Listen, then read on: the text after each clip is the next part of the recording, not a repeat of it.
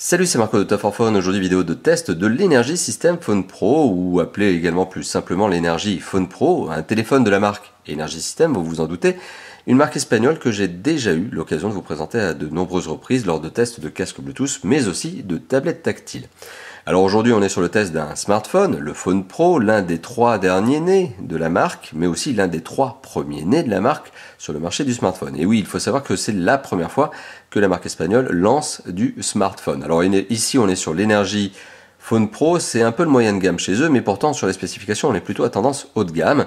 Il faut savoir qu'il y a aussi le Phone Pro Neo, il y a aussi le Phone Pro QI, en tout cas recharge sans fil.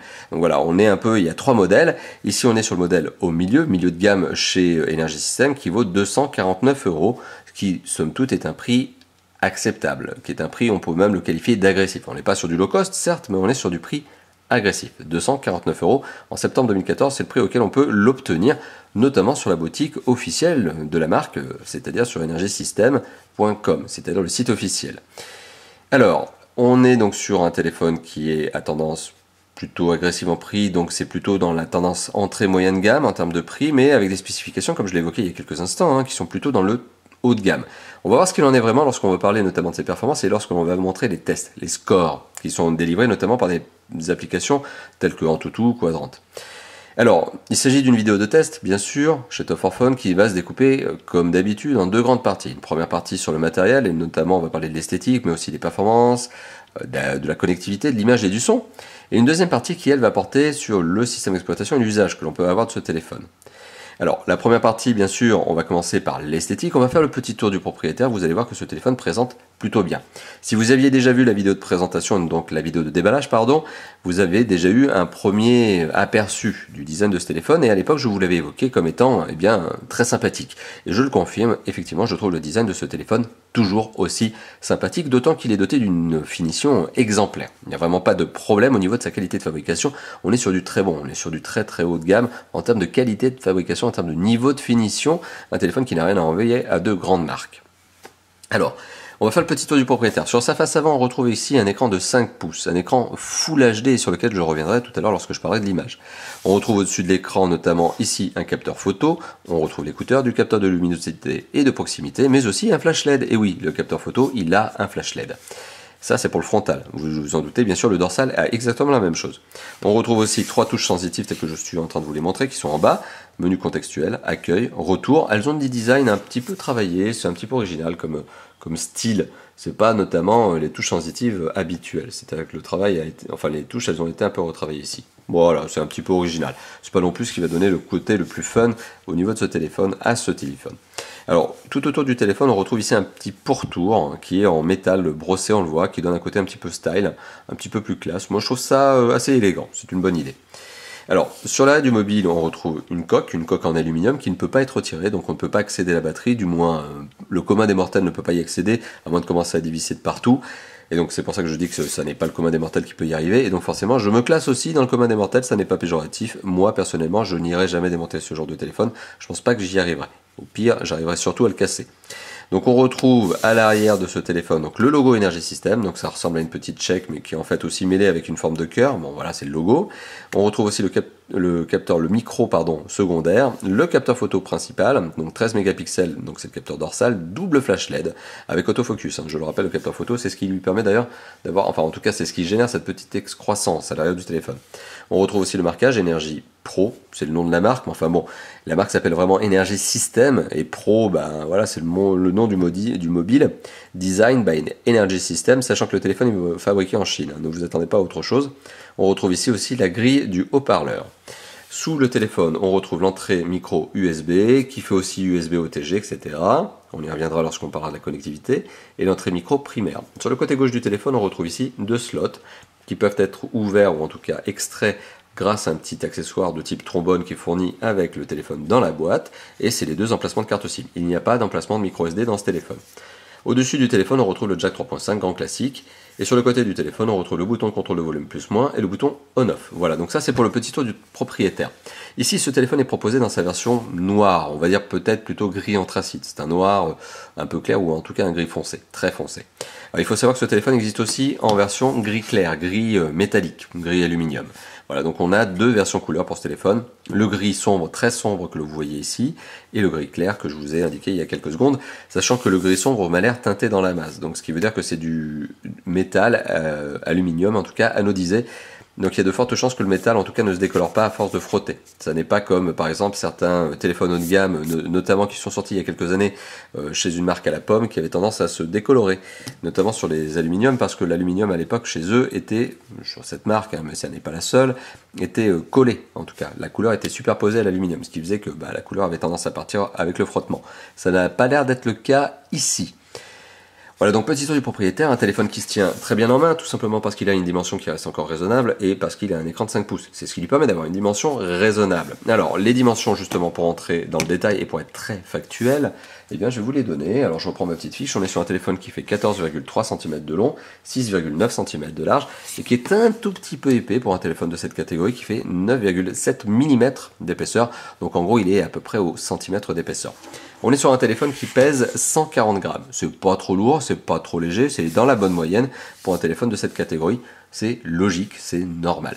Voilà, donc en termes de design, plutôt positif, en termes de, en tout cas perçu, je suis assez satisfait en termes de design au niveau de ce téléphone, forcément. Je viens de vous l'évoquer. On est sur un téléphone qui pèse pas trop lourd, on est sur un téléphone qui a des bonnes dimensions, donc c'est aussi un niveau de finition élevé. Donc très bon point déjà sur ce premier aspect du test, voilà, sur ce premier aspect du téléphone que l'on est en train de couvrir. Alors maintenant il est temps de passer à l'image et au son, mais avant ça j'aimerais aussi rappeler deux petites choses. Alors le téléphone est doté d'une carrosserie en aluminium, ce qui forcément contribue à donner un peu plus de rigidité au téléphone. Bon, alors on n'est pas non plus sur une souplesse, voilà, là je suis en train vraiment de forcer pour lui donner cette courbure. Bon, on est sur un téléphone qui a une bonne rigidité. Au niveau de la dalle qui est utilisée pour le tactile, pardon, donc la vitre qui est utilisée pour la dalle tactile, je vais y arriver. Alors il faut savoir que le constructeur dit qu'il s'agit d'une Dragon Trail, pardon. Enfin, en tout cas, c'est l'information qui est donnée par le constructeur. Alors, Dragon Trail, ça veut dire que la vitre est traitée anti-rayures et, dans l'absolu, un petit peu anti-casse. Malgré tout, le constructeur s'est senti obligé de rajouter une feuille protectrice. Donc, il y a un film protecteur sur la face avant du mobile. C'est-à-dire que lorsque vous le recevez, vous n'avez pas besoin de coller de film protecteur. Il y en a un qui est fourni avec le téléphone, il est déjà collé d'office. Donc ça, c'est déjà une bonne note. Bon, c'est quand même sympa. Mais d'un autre côté, ça laisse sous-entendre que le téléphone, en tout cas que le constructeur, n'a pas une grande confiance dans la résistance à la rayure. Enfin bon, je sais pas. Voilà. Mais en tout cas, félicitons la marque de nous donner cet accessoire de manière gratuite et de l'avoir très bien collé d'ailleurs à la base. Alors l'écran, si on appuie fortement, en tout cas la dalle, si on appuie très fortement dessus, on arrive, mais vraiment il faut aller très fort, on arrive dans l'absolu à réussir à impacter l'écran, mais il faut vraiment appuyer très fort. Donc oui, ce téléphone est doté d'une très bonne rigidité, que ce soit au niveau du châssis, mais aussi au niveau de la vitre. Donc c'est deux bons points. Donc ça contribue aussi à vous dire ce que j'avais dit tout à l'heure, hein, c'est-à-dire au niveau de la qualité de fabrication, au niveau du niveau de finition, au niveau des matériaux utilisés, on est sur du très bon. Voilà. Bon. Il est temps donc de passer au deuxième aspect de ce test, donc l'image et le son. Qu'est-ce que j'en pense? Alors, petit rappel sur les spécifications, pardon. On est donc sur un écran 5 pouces qui utilise une technologie qui est IPS, qui est un téléphone qui est doté d'une résolution Full HD, ce qui veut dire donc qu'il s'agit d'un 1920 pixels par 1080 pixels, et donc un écran de 5 pouces avec une résolution Full HD, et bien ça nous donne une densité tout à fait exceptionnelle de 441 ppp, pixels par pouce. Et bien 441 ppp, et bien ça n'a rien à enlever, notamment un LG G2 qui est, je le rappelle, un ancien haut de gamme, ultra haut de gamme, qui reste encore un haut de gamme, ou même un LG G3, bon, sachant que le LG G3 a quand même un écran maintenant de 2K, ok, mais on est quand même sur un 441 ppp, c'est du haut de gamme, c'est un écran haut de gamme, c'est un écran Full HD sur un écran qui fait 5 pouces, donc c'est une densité de pixels qui est très bonne, l'image est juste très belle, et je vais vous le montrer d'ici quelques petites secondes avec une vidéo, et vous allez voir qu'effectivement, eh bien, c'est bluffant de qualité. Donc un écran lumineux, un écran plutôt contrasté, certes moins contrasté qu'un AMOLED ou Super AMOLED plutôt, mais on est sur un écran qui reste quand même très contrasté, belle qualité d'image. Bon, allez, je vais y revenir. La dalle tactile, il s'agit d'une dalle tactile tout à fait réactive. Je n'ai noté absolument aucun bug au niveau du tactile de ce téléphone. Et finalement, ça va de soi. Aujourd'hui, les téléphones sont largement suffisamment puissants pour gérer les tactiles à merveille. On est en plus sur un tactile, ce qui est normal, puisqu'en 2014, ça n'existe plus vraiment les résistifs. On est donc sur un tactile capacitif, multipoint, rien à redire. Au niveau de l'image et du son, forcément je vais vous faire écouter un petit peu ce que donne le son avec le haut-parleur qui est à l'arrière du téléphone. Et donc forcément, comme il est à l'arrière du téléphone, vous l'imaginez, le son va être étouffé. Donc si je lance une petite vidéo, voilà.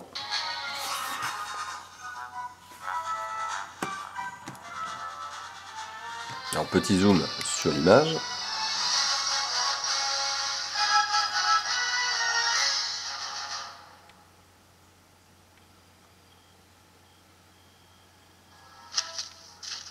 Donc l'image est très colorée, contrastée, belle, fluide, vous le voyez, et le son satisfaisant, bien que bien sûr il vienne du haut-parleur, et que le haut-parleur, lorsqu'on pose le téléphone sur une table, bah, ça donne un son un peu étouffé.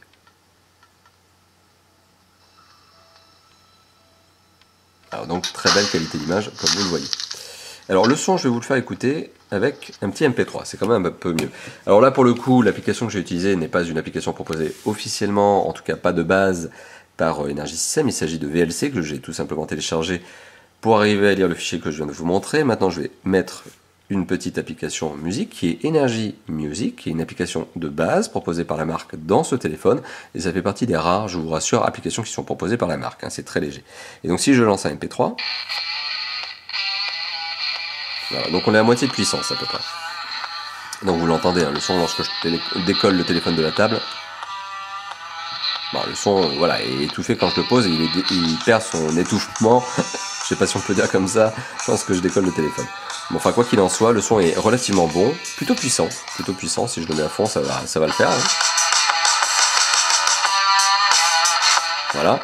Et puis plutôt clair. Voilà. Donc il n'y a pas de critique à apporter au niveau du... Hop, je vais y arriver, au niveau du haut-parleur. Voilà, donc il n'y a pas vraiment de critique au niveau du haut-parleur, ça marche très très bien.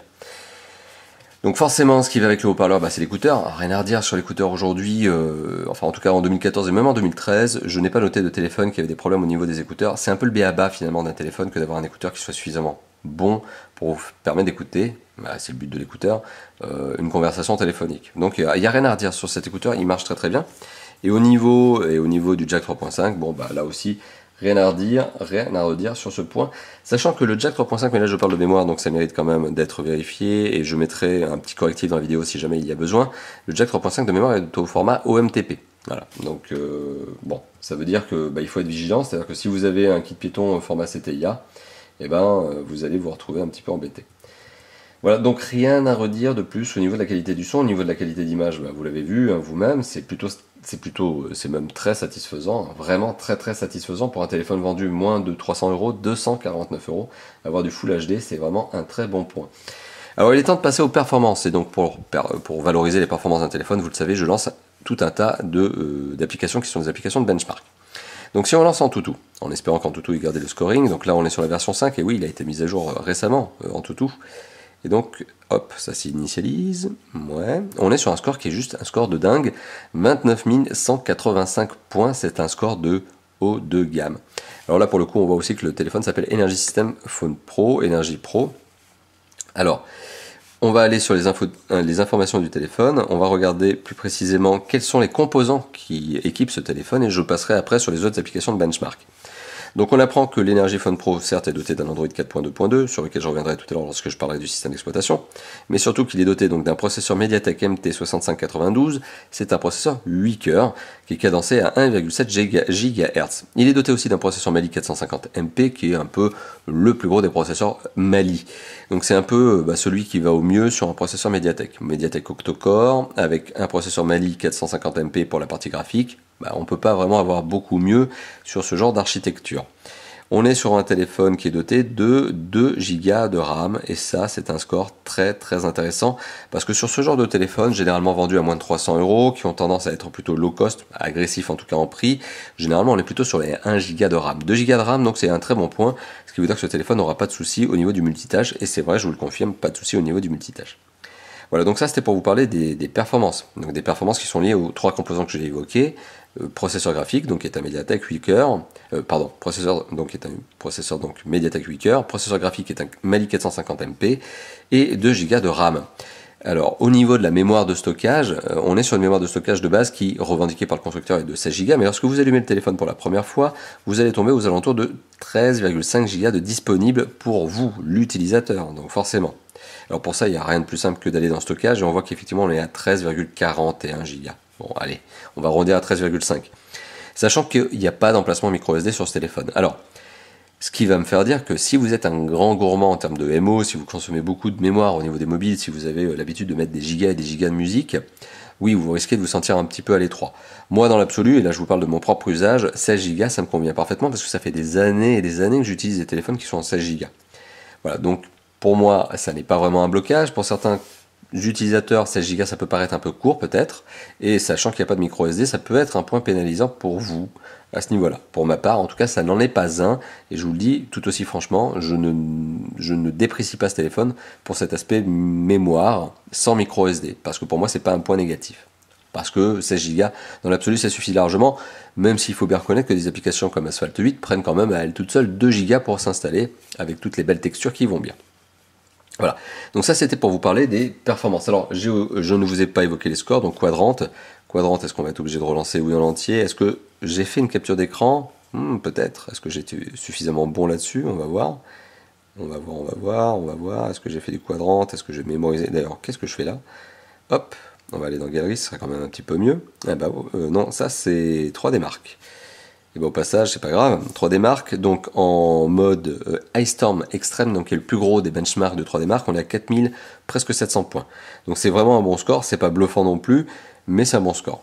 Des téléphones qui seraient dotés de Snapdragon équivalent iraient beaucoup plus haut, parce qu'ils auraient forcément des processeurs graphiques qui seraient beaucoup plus puissants. En fait, la problématique avec les Mediatek, donc qui sont des octo-core, c'est que ça coûte pas très cher au niveau du prix de fabrication, c'est des processeurs qui valent pas cher. Pareil donc pour le 450 Mali, MP, mais d'un autre côté, c'est forcément un petit peu moins performant que les Snapdragon et consorts. Voilà, donc c'est juste pour vous dire ça, mais on est quand même sur une architecture qui est très très bien pensée et qui donne des bons scores. Maintenant, si on regarde le score, donc notamment obtenu sur Quadrant, on est à 14 071 points. Donc 14 100 points, on arrondit, c'est du bon score, et forcément tous ces gros scores laissent bien penser que derrière, une application telle que Asphalt 8 tournera sans aucun problème. Alors il est temps justement de lancer Asphalt 8, on va voir ce qu'il en est. Hop, on y va, et là pour le coup on va reprendre une partie. On va recommencer le jeu, on va recommencer la partie, voilà, ce sera plus simple. Ce sera quand même un petit peu mieux. Donc on va laisser charger le jeu. Alors je le rappelle, on est quand même sur une bête de course en termes de performance, mais on reste quand même sur Asphalt 8. Asphalt 8 qui est un jeu qui a horriblement du mal à se lancer vite sur un téléphone, c'est toujours la même chose. Vous commencez à me connaître, à chaque fois je vous parle de ce jeu, et à chaque fois c'est une misère. Donc, je vais quand même baisser le son, voilà. Et hop, on y va.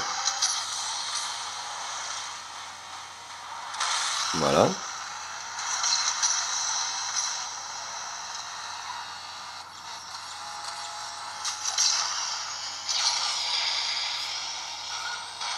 Alors désolé pour les petits reflets qu'on voit dans l'écran.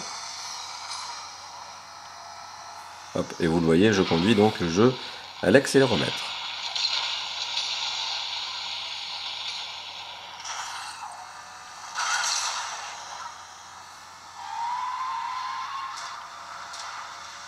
Et ça tourne parfaitement bien. Vous l'avez vu, il n'y a pas de ralentissement au niveau de l'image. Et il faut savoir que je suis quand même en mode qualité graphique, je vais vous montrer, élevé. Donc c'est-à-dire le plus gros des modes qualité graphique. Voilà, ici, on le voit là. Voilà.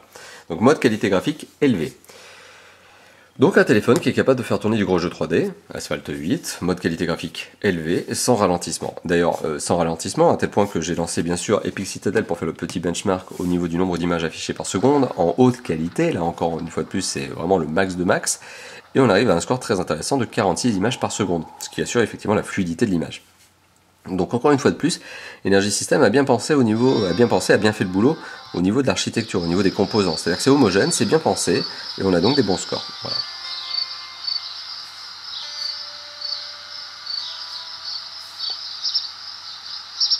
Donc si on lance le benchmark, vous allez voir, hop, on lance. On a un score ici qui oscille entre 40 et 50. Voilà, ce qui au final nous donne la moyenne de 46. Et donc vous le voyez vous-même à l'image, au niveau du 3D, tout ça, c'est beau, c'est propre, c'est bien géré. Et donc, encore une fois de plus, c'est un bon point. Donc bon point sur l'image et le son dont j'ai parlé tout à l'heure, bon point aussi sur les performances, forcément. Alors maintenant, il est temps de passer à la connectivité et de vous dire ce que je pense forcément de cette connectivité. Alors la connectivité, elle est complète. Mais malgré tout, on n'est pas sur un téléphone 4G. Et oui, c'est complet, mais c'est pas 4G. Pourquoi? Parce qu'on est sur un téléphone qui est un Mediatek, je le rappelle. Et aujourd'hui, en septembre 2014 encore, eh bien les téléphones qui sont dotés de processeurs Mediatek, eh bien ils ne sont pas 4G, ça n'existe pas. Donc on est sur un téléphone qui est un 3G, et malheureusement on est sur un téléphone 3G qui est un téléphone 3G à la chinoise. Et oui, c'est ce qui me fait vous dire que ce téléphone est de conception chinoise. Il a beau être designé par Energy System, malheureusement derrière c'est de la fabrication 100% chinoise et c'est des composants 100% chinois. Pourquoi je vous dis ça? Parce que sur ce téléphone qui est donc un 3G, il manque la fréquence 900 MHz qui est la fréquence utilisée notamment en France et il ne reste que la fréquence 2100 MHz. Alors est-ce que c'est grave? Vous avez été nombreux à me poser cette question notamment lors de tests précédents. Eh bien je vous confirme que non, ça n'est pas grave. Ça n'est pas grave sauf si vous vivez hors des grandes villes qui sont pour le coup bien couvertes. Mais si vous vivez en milieu rural, oui, la fréquence 900 pourrait être manquante et pourrait vous faire basculer plus facilement sur de la 2G que sur de la 3G. Donc du coup, c'est un téléphone que je recommande plutôt pour un usage urbain, du fait de la fréquence 900 qui manque et qui pourrait être préjudiciable dans les zones qui sont un peu moins bien couvertes. Et ben voilà, c'est comme ça. Alors, on est par contre sur un téléphone qui est un quadriband GSM, donc vous pouvez l'amener avec vous partout dans le monde pour émettre et recevoir vos appels, et idem pour vos SMS. On est sur un téléphone qui, à côté de ça, est très très bien doté, notamment Wi-Fi, Bluetooth, GPS avec la fonction AGPS, c'est-à-dire que vous pouvez utiliser les bandes cellulaires, enfin les bandes Wi-Fi, pardon, les antennes cellulaires pour accroître la précision de localisation. On a de la radio FM, que vous allez pouvoir, si je me plante pas trop, est-ce qu'on arrivera à la voir? Est-ce que je vais retrouver la radio FM? Comment il l'appelle? À chaque fois je galère. Ah voilà, émission FM. Bon, c'est pas forcément très très bien nommé. Émission FM. Donc bon, qui nécessite le kit piéton en guise d'antenne, il faut le brancher. Micro USB, c'est ce que je vous ai dit sur le téléphone, qui est aussi USB OTG, donc vous pouvez brancher une clé USB avec un adaptateur. On a deux emplacements pour carte SIM.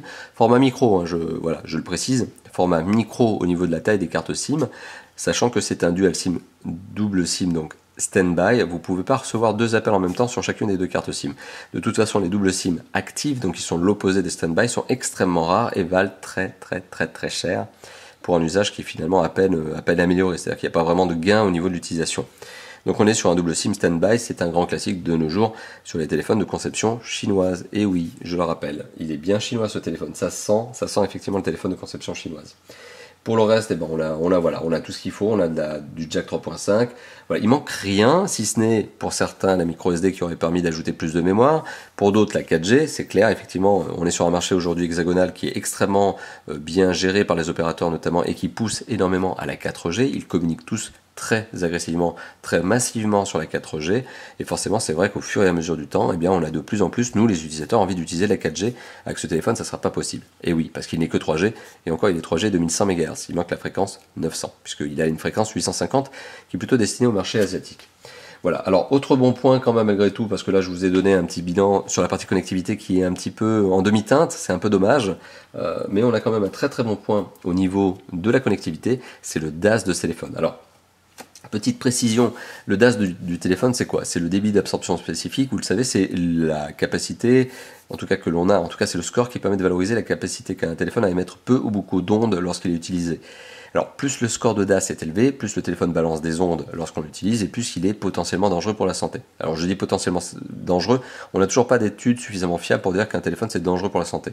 Mais bon, il y a quand même un principe de précaution et donc les autorités ont instauré le score de DAS pour vous prévenir les utilisateurs, et donc moi aussi j'en fais partie, du danger potentiel que peut représenter un téléphone. Donc à contrario, plus le score est faible, et bien plus le téléphone, enfin en tout cas moins le téléphone émet d'ondes et en théorie il est moins dangereux. Alors ce téléphone il émet donc du DAS, mais pour le coup ce téléphone a été normé en SAR, c'est-à-dire l'équivalent américain du DAS. Alors il y a très peu de delta en général entre le DAS et le SAR, les deux se valent à peu de choses près.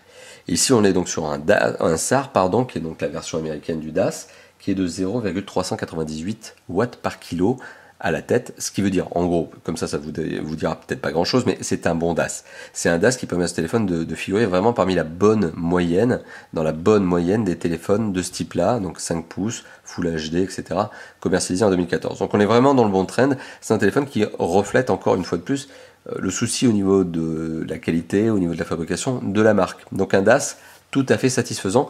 C'est à mon avis encore un point supplémentaire à mettre au compte de ce téléphone, qui par contre au niveau de la connectivité, a des petits manques. Alors il est temps de passer au système d'exploitation et de vous dire forcément que l'on est sur un système d'exploitation Android. Ça vous l'avez reconnu, ça va de soi, c'est un grand classique. On est sur un Android qui, allez hop, on va aller dans justement à propos du téléphone. On va regarder ce qu'il en est, il est donc sur un 4.2.2, c'est ce que je vous avais montré tout à l'heure. Donc voilà, on va vous montrer la petite animation, Android 4.2.2, Jelly Bean. Donc on n'est pas sur la version 4.4 qui est la dernière à date qui s'appelle la KitKat, et on n'est pas sur la prochaine non plus, forcément puisqu'on est en septembre 2014 et les téléphones qui sont dotés de la version 5, ils ne sont pas encore nombreux. Voilà, donc pour le coup on est sur du 4.2.2. Alors sur cette version 4.2.2 de Jelly Bean, la marque Energy System a fait très peu de choses.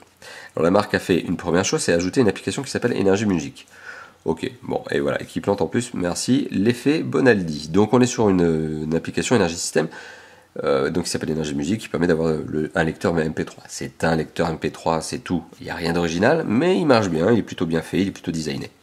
Pour le coup, il n'y a rien d'autre, on est vraiment sur quelque chose de très basique au niveau des applications qui sont installées, à tel point que c'est la seule que je peux vraiment vous présenter, à part pour tout le reste, qu'est-ce qui a été apporté par Energy System? Un peu de design au niveau des fonds d'écran, et encore, il y a quelques photos en fond d'écran possibles.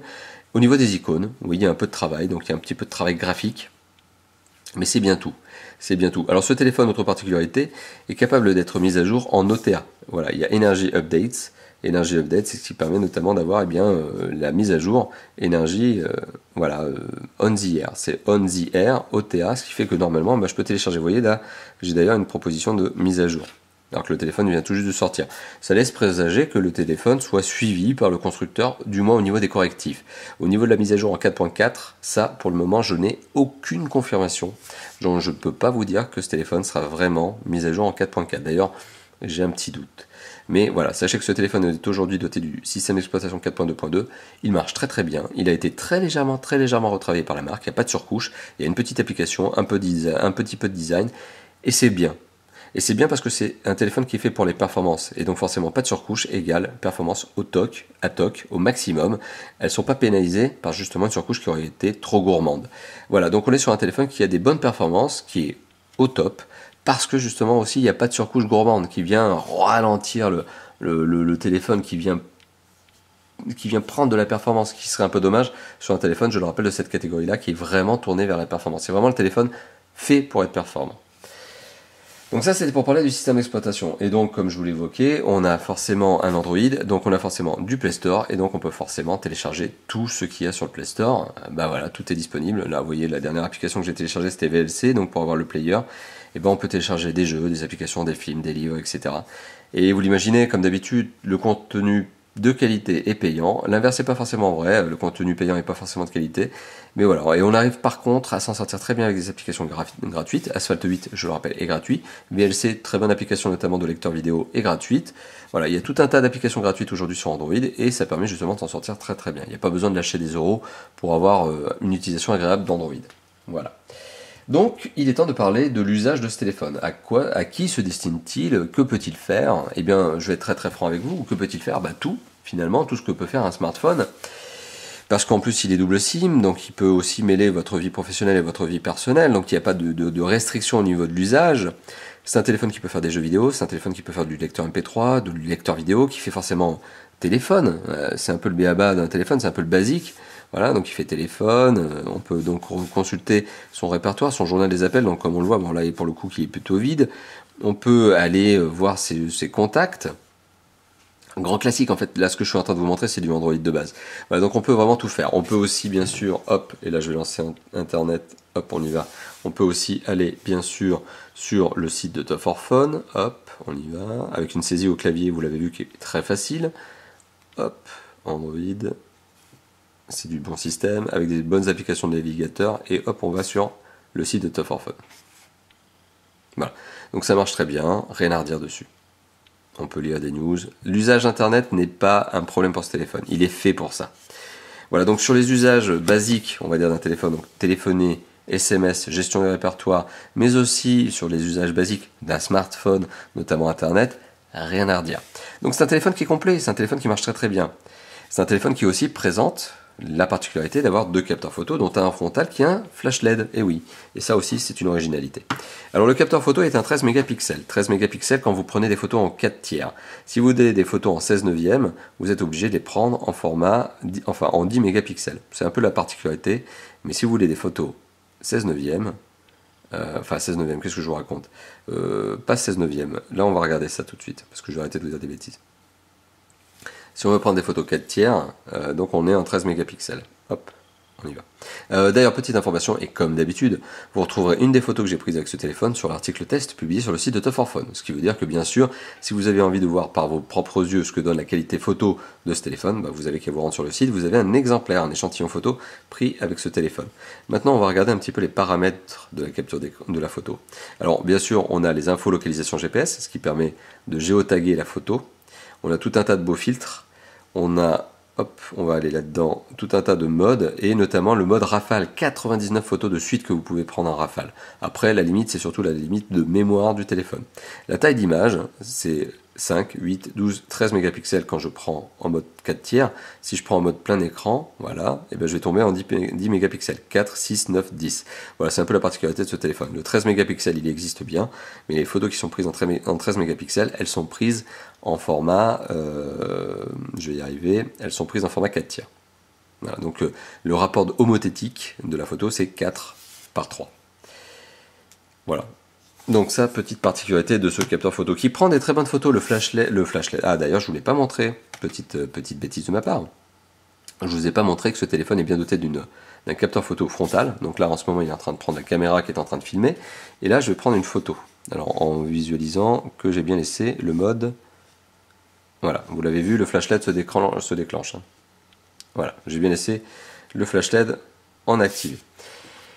Voilà, donc usage photo qui est aussi très sympathique. Alors certes, les photos qui sont prises avec le capteur frontal, elles sont plutôt là pour rigoler. C'est des selfies, vous allez pouvoir les envoyer aussi par MMS, mettre ça sur Facebook. Ok, c'est mignon, c'est rigolo, c'est pas de la qualité qui est bluffante. Par contre, le capteur photo dorsal marche très très bien et il est doté d'un double flash LED, je le rappelle, qui tabasse. Mais qui tabasse à courte portée, ce qui est très logique. Autofocus, vous l'avez vu, très réactif, pas de problème là-dessus, il met pas 3 plombes à se placer, et puis une fois qu'il est placé, bah, il capte bien, il papillonne pas. Voilà. Donc c'est un bon autofocus aussi, mais depuis quelques mois déjà, je constate que les autofocus sont vraiment bons désormais sur les smartphones. Je crois que vraiment les constructeurs ont compris l'intérêt d'avoir des capteurs photo qui, lorsqu'ils sont dotés de la fonction autofocus, eh bien, ont des bons autofocus.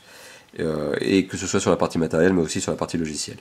Voilà, donc on est sur un bon usage photo. Et vous retrouverez, je le rappelle, une photo prise avec ce téléphone sur l'article test. Au niveau de l'autonomie de ce téléphone. Alors au niveau de l'autonomie de ce téléphone a une batterie de 2300 mAh.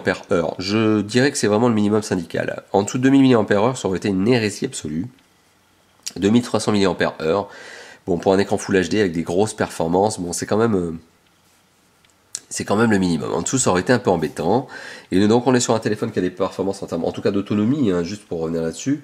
Alors, le test réel, j'ai fait un test réel, et là, maintenant, je vais vous communiquer les données.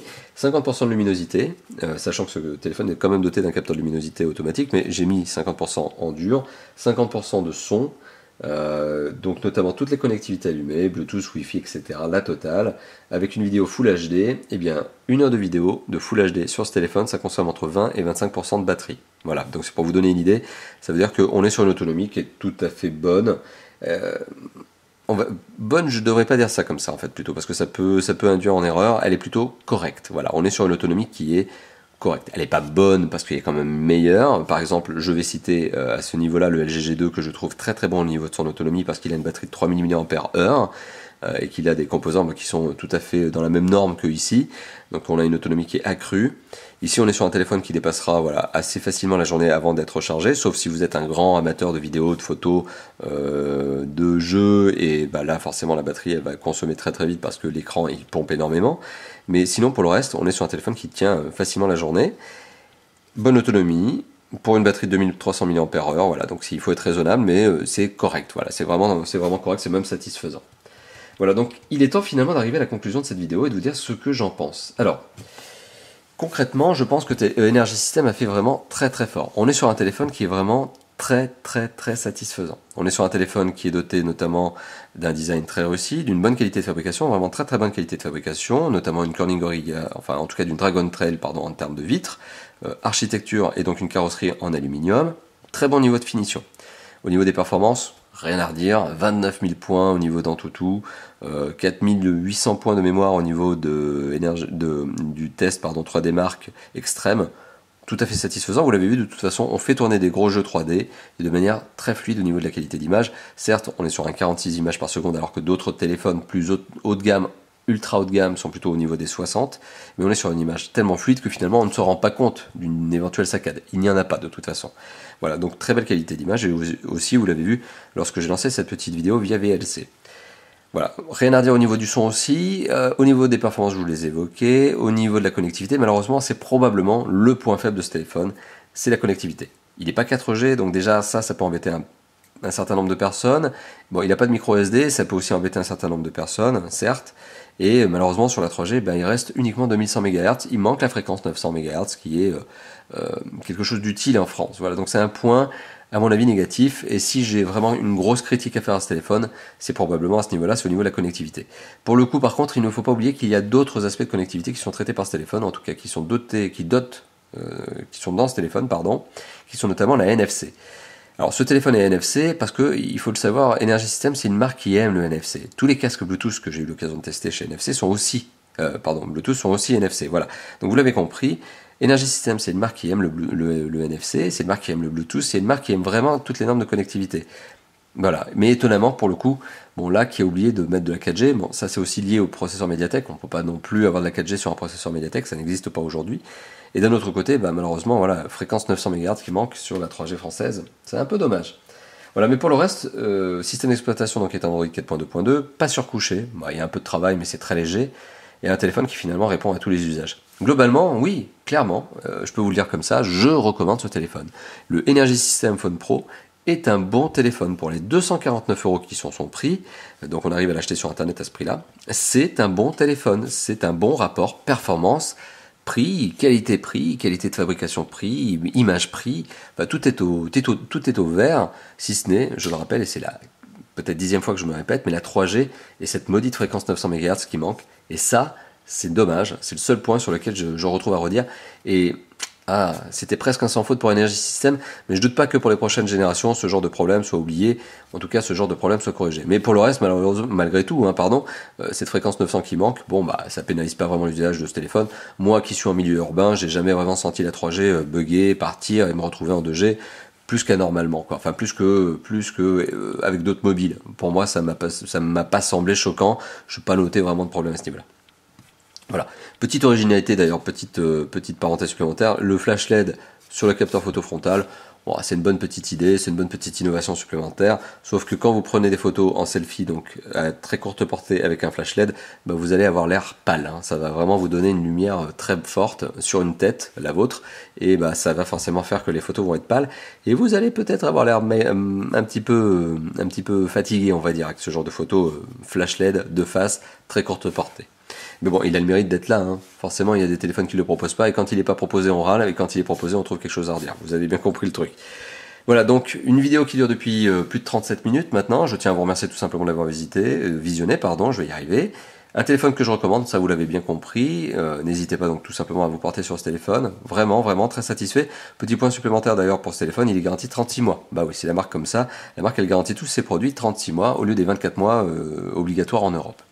Voilà, donc merci d'avoir visionné cette vidéo, 37 minutes, c'est pas le plus long des tests, c'est pas non plus le plus court, j'espère que je vous ai apporté toutes les informations que vous étiez en mesure d'attendre, que vous attendiez sur ce téléphone. Voilà, donc merci d'avoir visionné cette vidéo. Elle est forcément, et vous le savez, publiée sur la chaîne YouTube de Top4Phone, le Top4Phone tout attaché sur YouTube. Elle est aussi publiée sur notre site, top-4-phone.fr. Donc n'hésitez pas à vous abonner à notre chaîne YouTube, n'hésitez pas à commenter la vidéo, à la partager, à la liker. N'hésitez pas aussi à nous rejoindre sur le site, c'est peut-être là d'ailleurs où vous êtes en train de regarder cette vidéo, et à regarder notamment un certain nombre d'informations supplémentaires, dont l'échantillon photo que j'ai pris avec ce téléphone. Voilà. Donc tout autant d'endroits où nous retrouver la chaîne YouTube. N'hésitez pas à partager, surtout.